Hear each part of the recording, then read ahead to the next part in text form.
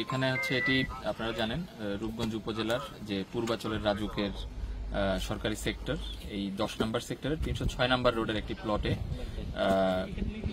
ভোর রাতের দিকে আমরা খবর পেয়েছি যে অন্ধকার যখন ছিল তখন কিছু দুষ্কৃতিকারী 4 থেকে 5 জন হবে, তারা ঘোড়ার মাংস, যেটি কিনা হচ্ছে সরকারিভাবে অনুমোদিত নয়, এটি হচ্ছে আমাদের পশু সম্পদের যে আইন, পশুর মাংস এবং হচ্ছে মান নিয়ন্ত্রণ আইন 2011, এটি দ্বারা অননুমোদিত একটি মাংস কিছু দুষ্কৃতিকারী এখানে ঘোড়া জবাই করে একটা প্লটের ভিতরে, যেহেতু এখানে আপনারা জানেন যে রাজুকের প্লটগুলো এখনো হচ্ছে আপনার এখানে কনস্ট্রাকশন বা ডেভেলপমেন্ট এখনো হয়নি, জনমানব ওরকম নেই, সেই সুযোগ নিয়েই তারা হচ্ছে এখানে একটি প্লটটি যদিও গেট দেয়া, কিন্তু গেটের তালা ভেঙে, যতটুকু আমরা বুঝতে পারছি যে তালা ভেঙে তারা প্লটের ভিতরে 5টি ঘোড়া জবাই করে সেগুলোর মাংস বিলি বন্টন করে একটি সিএনজিতে তারা বিভিন্ন দিকে পৌঁছানোর ব্যবস্থাপনা করছিল।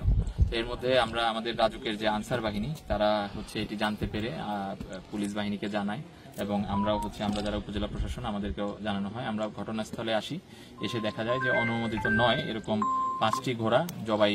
নারায়ণগঞ্জের রূপগঞ্জে অবৈধভাবে ঘোড়া জবাই এবং মাংস বিক্রির ঘটনায় ফায়েজ মিয়া নামে এক ব্যক্তিকে আটক করেছে প্রশাসন।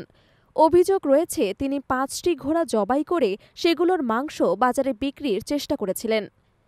শনিবার দুপুরে গোপন সংবাদের ভিত্তিতে রূপগঞ্জের একটি এলাকায় অভিযান চালিয়ে তাকে আটক করা হয়।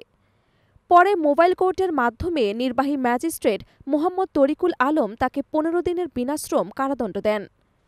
এ বিষয়ে সংশ্লিষ্ট কর্তৃপক্ষ জানিয়েছে, ঘোড়া জবাই এবং মাংস বিক্রি আইনত দণ্ডনীয় অপরাধ এবং জনস্বাস্থ্যের জন্য বিপজ্জনক। ঘটনাটি তদন্ত করে পরবর্তী পদক্ষেপ নেওয়া হবে।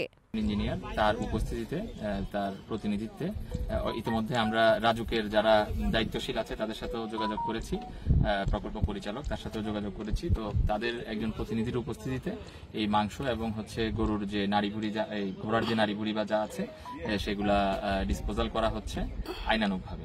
এই মাংসগুলো কোথায় দিয়ে থাকতো সেটার এখন পর্যন্ত আমরা পাওয়া যায়নি, তবে হচ্ছে কিছু সিন্ডিকেট কাজ করে যেটা আমরা জানতে পারছি।